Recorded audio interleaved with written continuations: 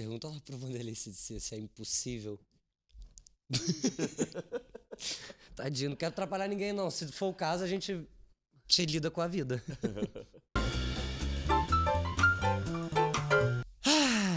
Que dia gostoso. Tudo bem, gente? Como é que vocês estão? Massa. Lázaro, Licínio. Salve. Pô, uma honra grotescamente enorme estar aqui com vocês, porque, pô, de um lado eu tenho aqui o cara que, pô, tá comigo desde que eu comecei a ser ator e que eu me inspiro pra caramba, porque eu vejo de perto. E você, basicamente, eu tô fazendo esse programa porque um dia um moleque ator viu um outro ator genial e falou: caraca, eu posso fazer outras coisas, isso não me faz menos ator. Então, eu queria muito agradecer porque vocês fazem parte real da minha estadia aqui nesse programa agora. Pô, que beleza. Bom demais ouvir isso. E já me sinto velho. Já começou assim. Foi mal, cara. Foi mal. A minha mãe conta, tipo, o Lázaro. Porque minha mãe produziu. Produziu não, minha mãe é muito amiga de João Falcão e ela teve num processo de ver a peça, a máquina. Ah, que maravilha. Sou filho da Regina Libonati, não sei se você vai lembrar, talvez, lembro, dela. Sim, 27 anos. E aí ela, 27 anos. eu lembro dela me contando sempre, quando a gente viu a peça, a gente ficou, aquela coisa sudestino louco, sabe, saindo do Sudeste, a minha mãe era muito uma menina do Sudeste, ela falou, cara, uma galera muito foda, você não tem noção. E eu lembro dela conversando isso desde quando eu era moleque. Pô, que e, lindo. pô, ver toda a sua carreira, pra mim é muito foda ter você aqui hoje. Lindo demais. De verdade. Muito obrigado. E então, eu queria começar, aproveitando que estão os dois aqui, eu queria falar de Batanga, de Nobreza do Amor, porque um pouquinho antes de começar o programa, eu tava aqui comentando com eles que... Ai, a gente vai ter intervenção especial. fofa. Mas a gente tava aqui conversando sobre fazer novelas ou trabalhos de ação, né? Com um teor de ação também. E também não dá pra não trazer, né, quase um comparativo, até com o nome, né? Tem um quê de Pantera Negra, de Wakanda nisso. E eu queria saber de vocês o que tem disso e o que não tem disso, né? O que é só nosso, o que também vem de referência. Fala tudo. Vai. Não, porque Licínio é meu professor na novela, eu falo isso. Né? Na vida, ele é assim. Na vida. Mas porque a gente tá fazendo uma novela que se passa no reino fictício do continente africano e de verdade, assim, de vez em quando eu chego pra Licínio, e aí, como é? Fala o quê? Comportamento tal. Claro que a gente teve liberdade de criar gesto, um monte de coisa. Mas eu acho que faz parte dessa história a gente escutar o que é que nossos irmãos que vêm do continente africano têm pra dizer. Aí acho que tem de Wakanda, assim, em algum momento esbarra, mas depois a gente foi se apropriando, né? O Lazinho falou algo muito interessante no começo do processo, né, sobre a responsabilidade da proposta da novela mesmo, né? E a gente pegar a responsabilidade como co-criadores ali, né? Porque a gente está emprestando o nosso corpo e a nossa história para essa produção, né? E para mim, né, que eu moro aqui há muitos anos, 17 anos, né? E eu sempre vou ter esse olhar de quem está aqui e de quem veio de fora, né? É muito interessante, né? Muito interessante mesclar, né, esses dois olhares, porque faz parte do que eu vivo nesses 17 anos, né? Para mim é muito louco ir para um candomblé de Angola e ver coisas de Angola ali, entendeu? É muito louco ir pra capoeira e ver coisas de Angola ali, né? Sim. É realmente a confirmação do que a essência que veio pra cá, que é a mesma essência que tá lá, né, nos países africanos, ela teve a sua continuidade, né? E no processo da novela a gente teve realmente essa abertura para a gente conseguir fazer essa junção, né? Essa junção desses corpos africanos, né? Dessas essências africanas que têm a mesma origem e trazer um pouquinho, né? Eu acho que, né, o estético, né, é que traz essa comparação com o Wakanda, mas a criação foi muito nossa, né? Tipo, o que a gente quer trazer de fato? Quais fontes a gente vai buscar, né? A gente não ficou estudando o Wakanda. A gente olhou pra gente mesmo, né? A gente trocou, entendeu? Tem coisa... O que o Lazinho falou, o gesto e tal. Tipo, isso veio do ensaio. A gente ensaiando e tal, e o Lazinho falou, cara, a gente foi fazer um movimento de Omolu, e a gente falou, caraca, isso pode ser o nosso E ficou. cumprimento e tal. E ficou, entendeu? E aí, como é que a gente vai trazer em vez de ser um viva, o que a gente faz? Entendeu? Então, tipo, entendeu? A gente teve essa liberdade e é algo muito bacana, né? A gente teve a liberdade de trazer um pouco do Quimbundo e Umbundo. E aí é massa quando o Lezinho fala, caraca, essa cena aqui, tô pensando, o que pode ter aqui, né? Aí eu viajo para Angola, vejo a situação e falo, caraca, o que os meus pais falariam de Quimbundo e Umbundo nesse momento? Falariam isso. Aí eu vejo ele falando, caraca, é assim mesmo, entendeu? Então é isso. Eu acho isso muito foda, porque são coisinhas minuciosas, né? Que compõem o nosso trabalho, que muitas vezes as pessoas não veem. Sim. Não, e nessa novela tem uma coisa que eu acho que é uma função que ela tem também. O Brasil, que já faz novela há tantos anos, pela primeira vez, tem uma novela que se passa no continente africano, que tem uma princesa preta e que é uma fábula. Então a gente corria um grande risco, que é assim, vamos ser documentais? Vamos reproduzir o que existe numa região específica? Não. Vamos fazer uma homenagem, vamos ter alguns limites, saber até onde a gente vai, mas também sabendo que essa novela é para que o público brasileiro, que não está acostumado a ver essa estética na televisão, se apaixone por esse reinado e por essa princesa. Então, a partir disso, eu acho que é onde a gente toma as liberdades, né? Assim, é uma novela que é para ser bela, que é para ser desejável, que é para as meninas pequenas façam festa de aniversário que o tema seja a Princesa Lica, o reino de Batanga. Sim. Então, é muito bonito a gente todos os dias ir medindo assim, quais são esses limites, até onde é que a gente vai, onde é que a gente vai se inspirar. No dia que a gente achou os gestos, eu lembro que foi uma celebração incrível, assim. Sim. A gente poder ver assim, esse gesto aqui de Omolu e também de Xangô, né? De Omolu, e que também dialoga com o Xangô aqui, se transforma no gesto de cumprimento dessa realeza, né? Como é que os irmãos de guerra se cumprimentam, né? Que vem aqui, olha no olho e se toca, né? Não é a reverência de abaixar a cabeça de um reino europeu, é um outro lugar, é olho no olho e aqui assim. Outra cultura, né? É outra cultura milenar. Isso é muito legal. Porque... Eu vi que eu tô falando pra fora do microfone direto, né? Não, mas eu tô falando muito com o Luciano, não vou falar mais com você, não. Não.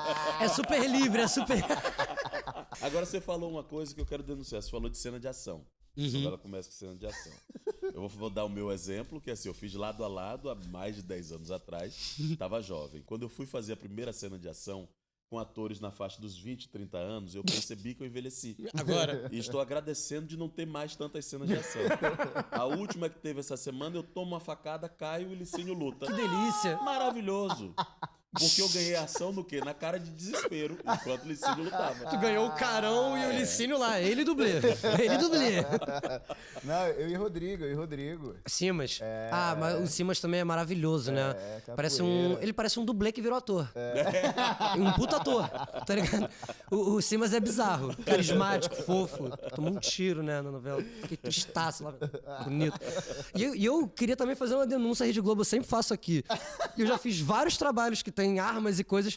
Eu, em contrapartida, nunca dei um tiro, nunca troquei, nem tomei um tiro. Eu dei um soco no Rainer e tomei um soco de volta. Eu sinto falta disso. E eu falo isso porque eu não sei se vocês tinham esse desejo, desejos infantis, sabe? Da profissão que a gente mantém. Quando eu peguei pra fazer essa cena de luta, que eu corri atrás do cara, me deu um lugar quase de adolescente, sabe? Tipo, ai, que legal. Que a gente não faz muito Marvel, aqui, né? Tipo toda Eu não Marvel. sou fã dos Estados Unidos, mas eu topo Homem-Aranha.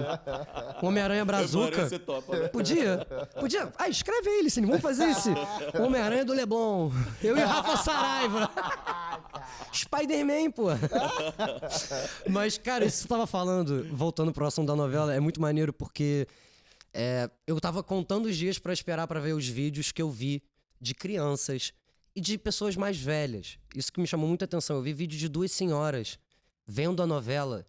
Duas senhoras negras vendo a novela, muito emocionadas. E ao mesmo tempo que isso é muito legal, também me dá uma sensação de... Pô, essa mulher teve que esperar quase 80 anos pra poder ver isso, né? Que bizarro. Mas que bom que ela tá vendo, né? E eu acho que a meta é seguir sempre, até porque a novela tá fazendo um sucesso. Sim. Eu só entro ali, TikTok, essas coisas, toda hora edit. Os protagonistas são feios, né? o que ajuda. Caraca, Ronald Souto e Duda Santos. Toma! Não, Ronald, quando aparece sem camisa, eu decidi não tirar a camisa na carreira, mas nunca mais te faço cena Cara, sem é camisa. bizarro. Eu tava falando até desse lugar de Marvel, porque eu também trouxe duas pessoas aqui que não são só atores, né? Como eu falei. Lázaro me inspirou muito no meu comecinho da carreira e Licínio, quando eu conheci. Só de ver o Licínio trabalhar, você já fica com vontade de trabalhar. Você empolga as pessoas ao redor. É um agitador cultural interno. Mas como é que se dá essa vontade? Vocês também tiveram medo quando começaram a... Tá, vou fazer outras coisas para além de ser ator. Porque eu tive um pouco de medo de... não vão mais me ver como ator. Agora vamos me ver só como isso aqui. Mas ao mesmo tempo não, porque você continuou fazendo trabalhos incríveis e criou projetos incríveis, e Licínio também. Não só dirigiu e produziu projetos, como continuou ator. Porque dá um medinho, não dá? Não, no meu caso é o contrário. Teve uma época que eu enchi o saco de ser ator. É? Por incrível que pareça. Porque eu, no começo, pra provar que eu merecia ser ator, eu comecei fazendo todo o resto. Então eu não comecei como ator, eu fui assistente de iluminação. Aí precisava buscar um instrumento no Pelourinho, falava eu vou de ônibus, pra mostrar que eu também sabia fazer produção. Então o meu processo foi o contrário. Eu, pra ser ator, eu queria provar que eu podia participar de um processo colaborativo. E é daí que vem eu fazer as outras coisas. O processo colaborativo ali do bando foi a minha porta de entrada para permitir que eu subisse no palco. Então minha primeira formação é essa. Depois de um tempo, eu comecei a achar que como ator, ou o mercado, ou eu não tinha mais o que oferecer. Aí eu falei, deixa eu dirigir aqui, deixa eu escrever, porque talvez eu não seja ator para sempre. Entendi. Eu venho da engenharia civil, né? Eu vim pro Brasil com um propósito, fazer engenharia civil, voltar e tudo mais. E aí, quando eu migro, né, para as artes, a partir da capoeira, eu já tinha 4 anos de engenharia civil, estagiando. E aí, quando... Terno e gravata. E aí, quando eu decido mesmo seguir né, trilhar aí nas artes, eu fiz uma promessa comigo mesmo. Eu vou encarar as artes como do mesmo jeito que eu encarava a engenharia civil. Não vou entrar nessa sonho, não, tipo, pontual mesmo. E ao mesmo tempo, eu vou pela capoeira, a partir da capoeira. Então eu sempre tive comigo, cara, se não der certo, o medo me acompanha até hoje. Mas eu sempre levei comigo, se não der certo, eu sou capoeirista. Eu vou pra França, vou pra algum lugar, vou pegar um berimbau, vou ficar numa Abre uma loja de açaí. Não, vou ficar tocando um berimbau e tudo mais. E em um mês eu vou ter alunos e eu sigo o meu trajeto como capoeirista, né? Acho que a capoeira, né, além de me trazer para as artes, ela sempre me deu essa segurança, cara, se não der certo aí, vem para a capoeira que tem como, tipo, trilhar esse caminho, né? Lógico, graças a Deus não precisei ainda. Pô, é isso. A gente vai trabalhando com outras coisas, né? Enfim, trabalhei em bar, tal, essas coisas. Até animador de festas, Spider-Man. E aí, tudo pra seguir nas artes, pra eu, de fato, conseguir trazer a minha voz, trazer a minha contribuição. Porque no começo eu sabia, ó, pretão, retintão, olho grande. Eu falei, já sei que... Estrangeiro. Entendi. Brasil estrangeiro, eu sei que vão me colocar nesse lugar. Então eu vou trilhar o meu... Eu vou fazer a minha própria gestão de carreira, né? E a capoeira sempre foi essa base. Se não E der você... certo, Você começou a estudar capoeira aqui? aqui. Você não fazia capoeira lá? Eu fiz uma aula de capoeira lá. E aí o mestre botou pra gingar durante 1 hora, não fiz mais. Meia hora lá. Não, eu falei, isso, aí fora. Tem muita diferença Não, então. do que é feito aqui e lá? Não, então, a capoeira foi criada aqui. E aí foi levada de volta pra lá. Entendi. E eu não sei o que, tipo, eu sempre quis ser capoeirista, desde criança. Aí eu brincava de capoeira com os meus amigos do prédio e tal, entendeu? E aí tive essa aula, eu falei, pô, chato. Então, eu vou deixar pra lá. E aí eu fiz MMA e jiu-jitsu, porque os meus amigos de infância estavam no jiu-jitsu. Então a gente vai seguindo, né? E aí quando eu cheguei aqui, quando eu cheguei para fazer faculdade, eu me matriculei na faculdade e eu entrei para capoeira. E eu comecei com a Mestra Magali, uma mulher preta, foi quem me ensinou a gingar. E ela é aluna do Mestre Boneco, Beto Simas, que é pai do Pô, que Franco, maneiro. do Bruno e tal. Que maneiro, que também E aí- viajou pelo mundo, né? Levando capoeira. E aí é isso. Que Por irado. isso que a arte veio, veio junto. Que coisa, eu tava ouvindo o Licínio falar, eu acho que eu vou falar isso pela primeira vez. Eu hoje já não me acho ator. Sério? Eu acho que eu tenho uma profissão que não tem nome, que eu acho que o nome seria assunteiro. Ah, eu tô afim. Sabe por quê? Gostei. Porque eu acho assim, tem uns assuntos que me interessam e que às vezes eu digo assim, e como ator eu não tenho o que contribuir aqui. Mas como diretor eu acho que eu sei o que provocar. Então são os assuntos que me guiam hoje em dia. É muito impressionante isso. Sim. E falar isso é uma libertação pra mim. Porque durante muito tempo eu tinha vergonha de estar interessado em tantas coisas. Principalmente porque algumas dessas coisas eu não fui capacitado, eu não estudei para isso. Então tem sempre um processo de estudo anterior, né? De me preparar para poder fazer de um jeito legal. Quando eu escrevi livro, os livros que eu escrevo, não é porque eu quero uma carreira de escritor, é porque tem um assunto que eu digo assim, ninguém tá vendo isso aqui, ninguém tá falando desse jeito. Não tô dizendo que é um jeito melhor ou pior. Mas então talvez hoje, eu acho que a partir de hoje eu vou mudar meu crédito. Lázaro Ramos, assunteiro. Cara, assunteiro é muito bom. Não é bom? É ótimo. Assunteiro, os assuntos que me guiam. Isso é legal que você tá falando, porque eu tenho muito medo, inclusive, de estar fazendo isso aqui. Sabe, num lugar. Porque, tipo assim, Lázaro, já é o Lázaro, né? Eu sou o Caduzinho. Eu tô começando a trilhar o meu caminho. E às vezes me dá um medo danado de. Ai, será que os produtores de elenco vão ver esse programa e falar, o Cadu desistiu? Sabe? E ver você falando isso é muito legal, porque, cara, o próprio ator, a gente, né, estudando, a gente descobre que ele é tudo. Mas ser assunteiro fez uma coisa, que para enfrentar esse medo de que os convites não chegassem, eu comecei a cavar o meu espaço. Sim.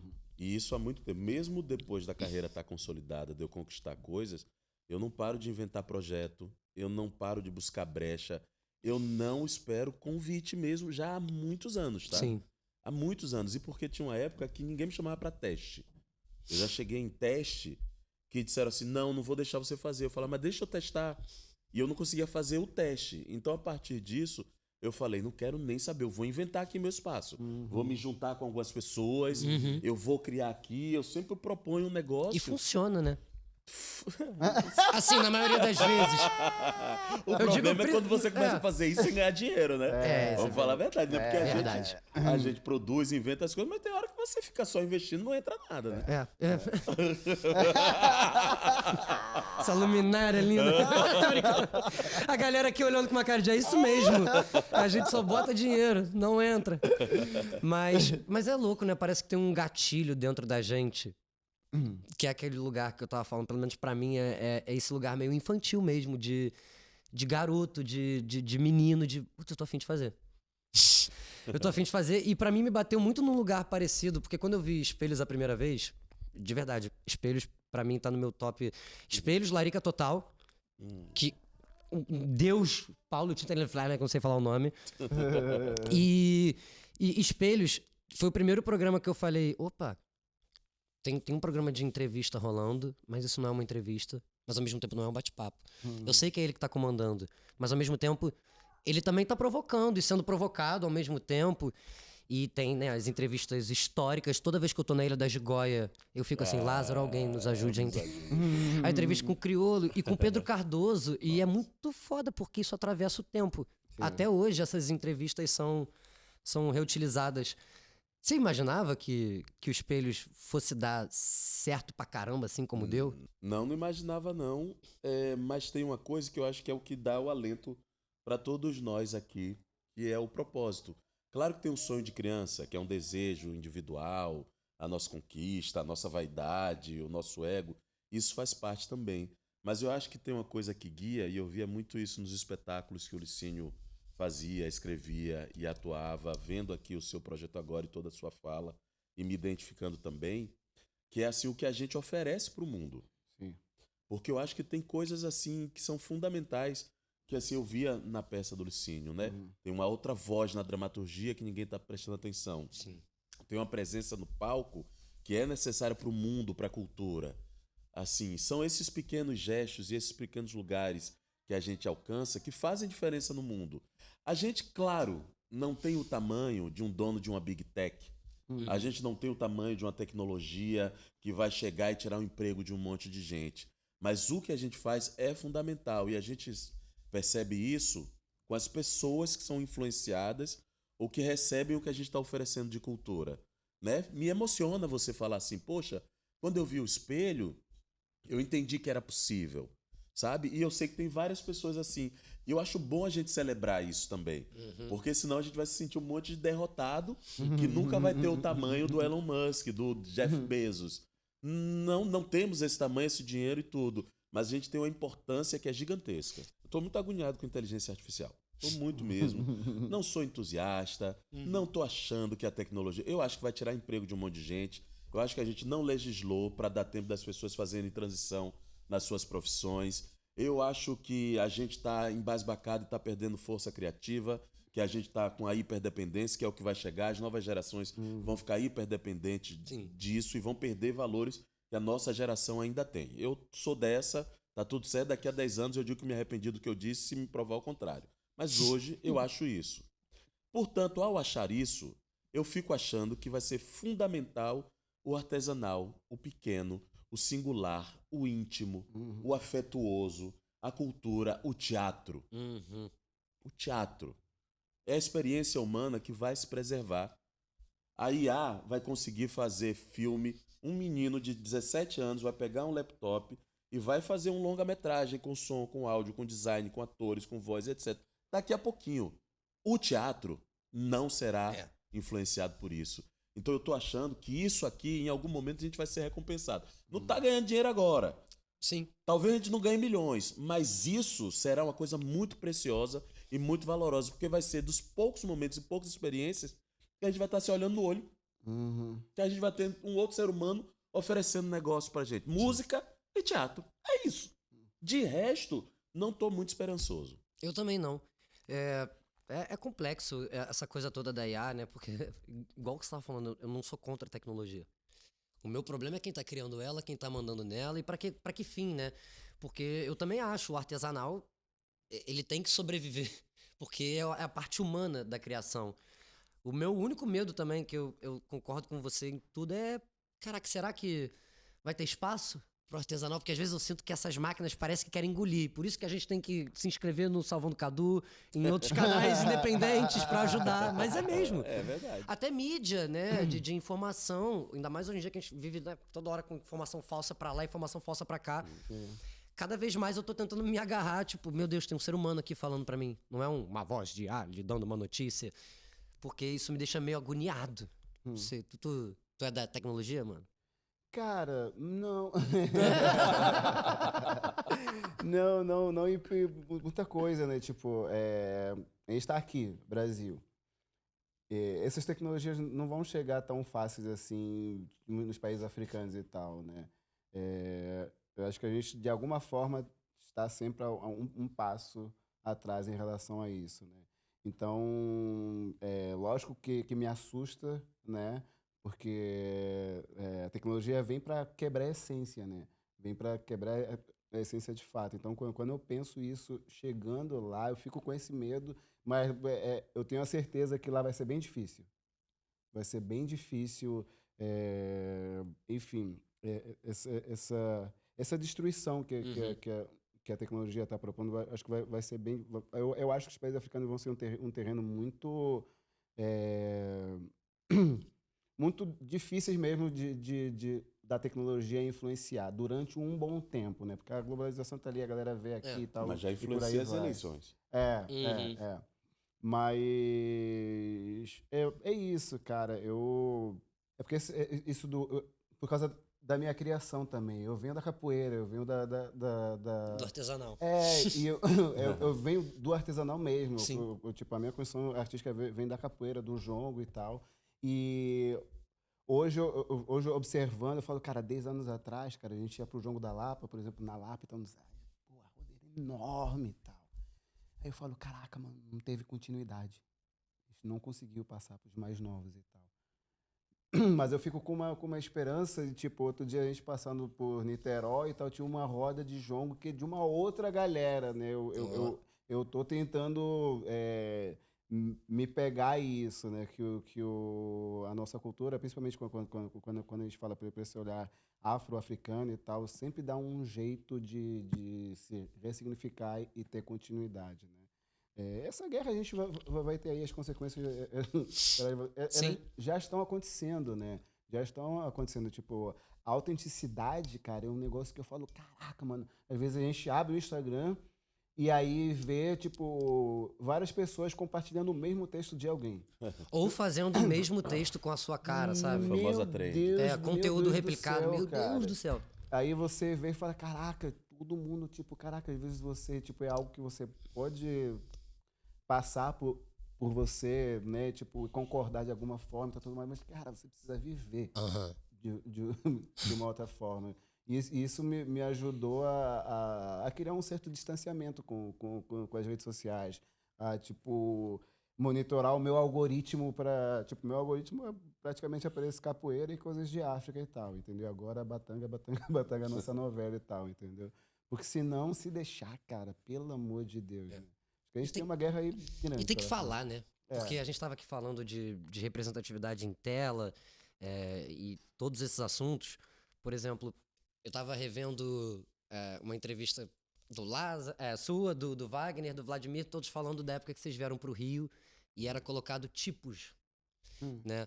E o muito louco isso, porque na minha cabeça, naquela época, vocês seriam colocados no tipos. Sendo que a gente tá falando de um ator brasileiro que veio do Nordeste. O que eu quero dizer com isso?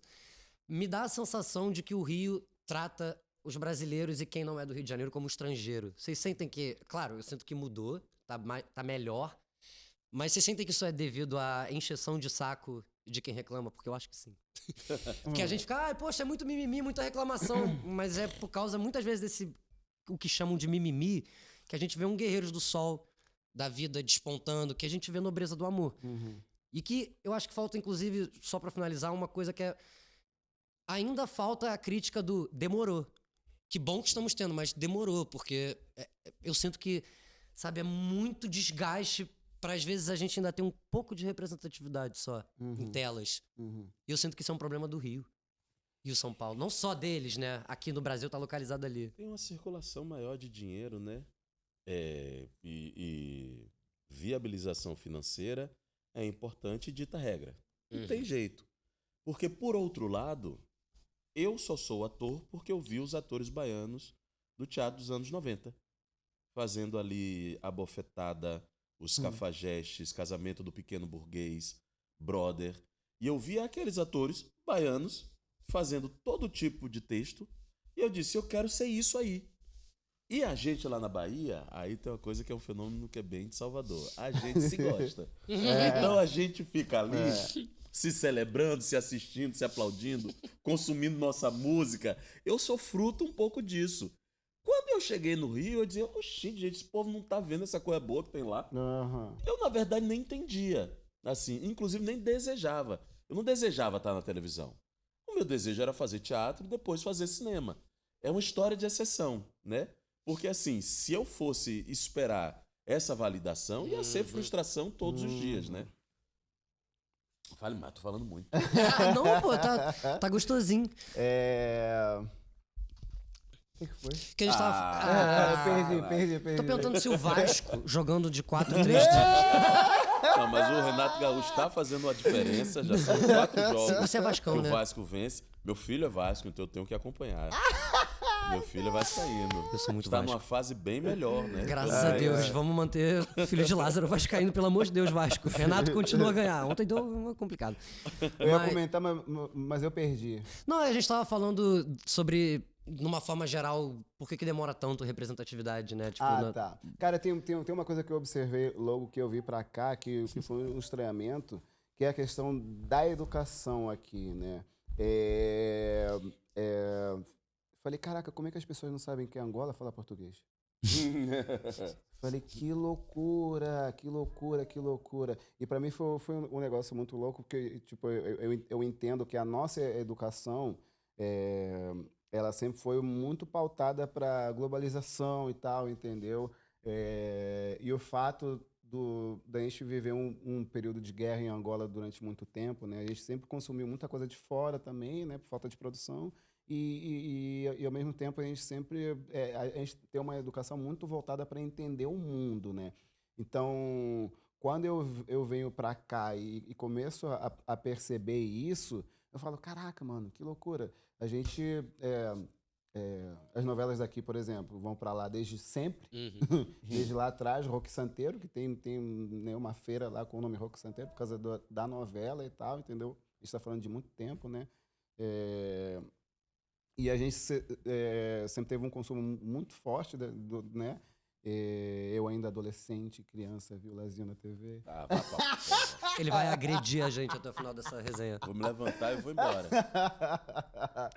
E aí é isso. E por falar português, a gente sempre achou, tipo, caraca, muito próximo, muito irmão e Uhum. tal. Tipo, caraca, a galera deve conhecer a gente do mesmo jeito que a gente está conhecendo. Então, quando eu venho pra cá e vejo, ih, caraca, a galera não conhece a Não gente, sabe não. nada. Tem num lugar distante. Por quê? Por causa da capoeira Angola, por causa do candomblé de Angola, por causa das coisas que estão aqui, das manifestações culturais que fizeram questão de prevalecer, né?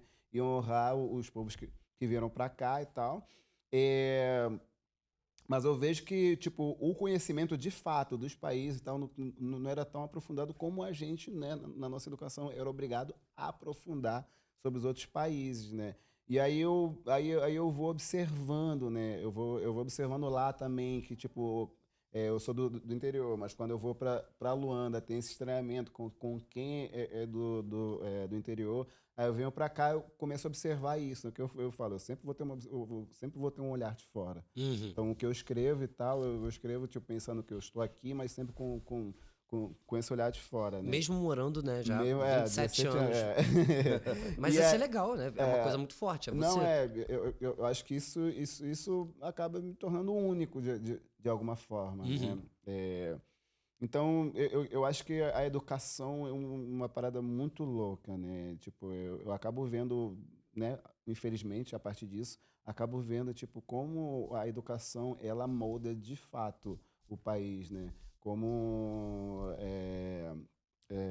é isso, como esse protagonismo e esse protagonismo que é jogado para um canto só, né, como o mainstream, né, Uhum. como acaba tentando de alguma forma apagar e distanciar eh, dos outros polos, né? Tipo, cara, pô, você não investindo, mas tipo aqui é Copacabana, aqui Sim. tem, sabe?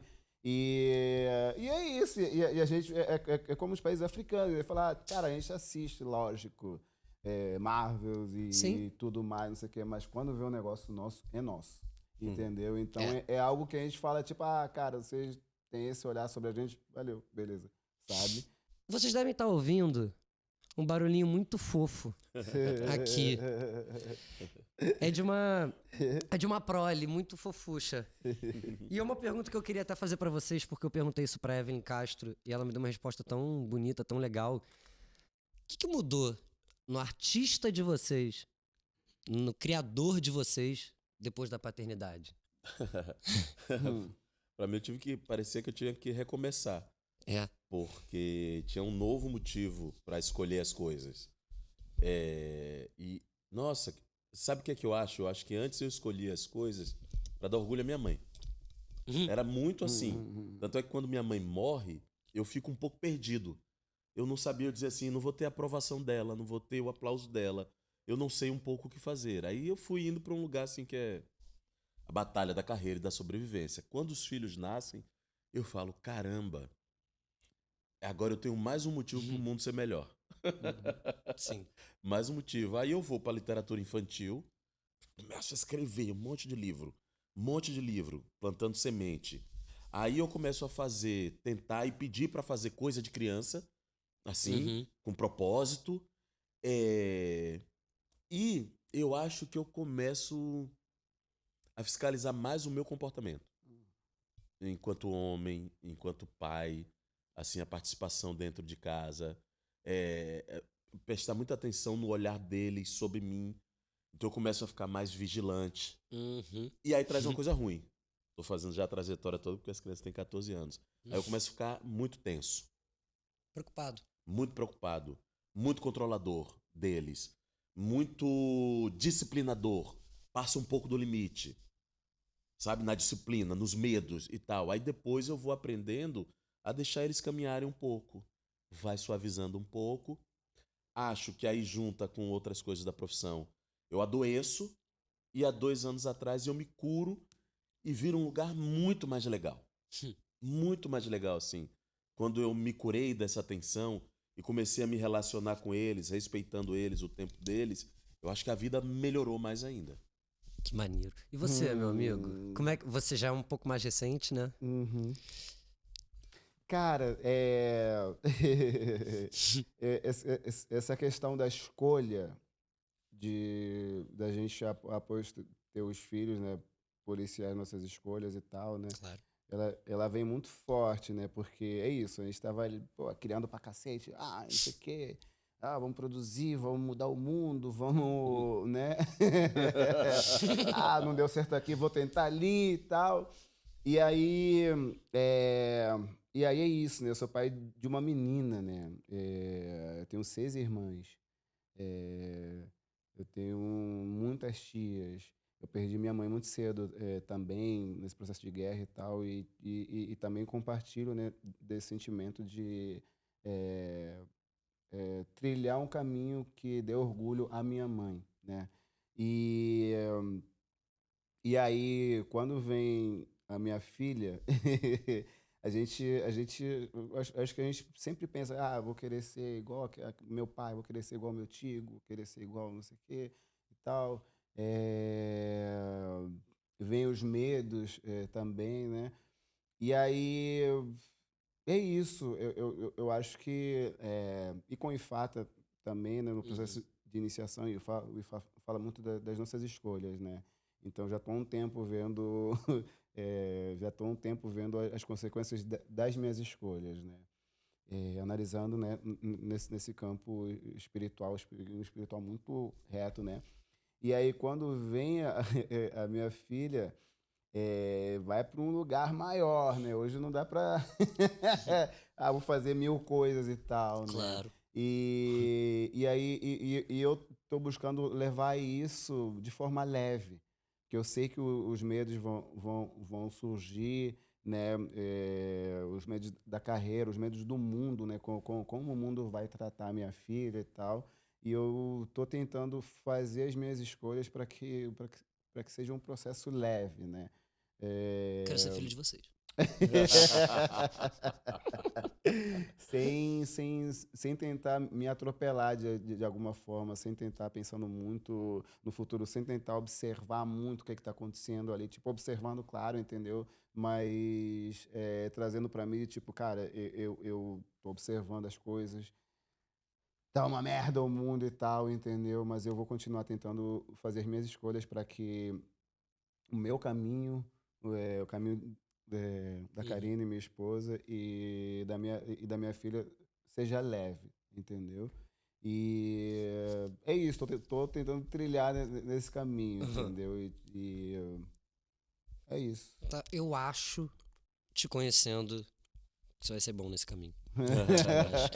Quanto tempo temos? Acho que delícia. Cara, isso é coisa de papo bom. Assim que é bom. Mas, como um bom trabalhador que sou do audiovisual, eu sei que meus coleguinhas estão de folga hoje, né? Então, poxa, por favor, vai cuidar de sua criança. Eu vou comprar o ovo da Páscoa dos meus filhos. Caraca, A minha folga é hoje. Caraca, é um empréstimo, né, hoje em dia pra comprar um ovo de Páscoa. Cara, fui ver outro dia um Lacta, um negócio assim, tipo, prazer, Lacta. Pô, se quiser mas se você patrocinar. souber, dei sorte, eles pediram um ovo que é bem simples. Sério? Que delícia. Não vou falar pra não divulgar, mas... Outro dia eu vi É um ovo que vem com brinquedo dentro. Que é dos mais baratos. Né? Cara, e pior que antigamente era um dos mais caros, hoje em dia é um dos mais Já baratinhos. vende no posto de gasolina. Mas é porque ele é barato em compensação às loucuras que a gente Porque vê. parece que o chocolate é meio ruim, né? Cara, sabe uma coisa que eu vi? De qualidade, não é de qualidade, não? É de qualidade? Não é nem só a crise do cacau. A crise do cacau tá tão bizarra que a maioria dos chocolates, se você for reparar, muito genéricos, quando você come, tá com aquele gostinho do guarda-chuva, lembra? Que era aquele chocolate meio de gordura hidrogenada, pô. Hoje em dia, a maioria dos chocolates são tipo 10% cacau. Pois é. Mas chocolate bom é o da semana que vem. Porque a Páscoa passou, já tá quebrado, ninguém comprou, aí é uma beleza. Exato. Então comprem chocolate depois da Páscoa. Exato. Não comprem antes nem no dia. É depois. Até porque nem tinha ovo da Páscoa na época né, da história da Páscoa. Exato. Entendeu? A gente tá Primeiro, comemorando gente, o que quê? coelho não bota ovo. É. Temos várias questões para falar. O próximo episódio será sobre isso. Sobre como aquele ovo grande sai do cu do coelho. Exato. Vamos encerrar que já chegou no nível péssimo. E agora eu e Licínio vamos mostrar como é graficamente. Tá ligado? Coelho de Chernobyl, porra, que caga ovo, a galinha que nada. Essa hora que já tá acabando, né? Os créditos descendo. Opa! Que a gente falou que quer botar crédito no programa, sendo que tem, tipo, 7 nomes, tá Passa ligado? bem devagar. Não, fica repetindo em Os looping. mesmos. Bota Vitor fulano, Vitor Wasbau. Eu tenho vários sobrenomes. Carlos Libonati, Carlos Libonati, Colher Vaz Pinto. Faz tudo. Gente, obrigadão mesmo. Obrigado. Valeu. Beleza.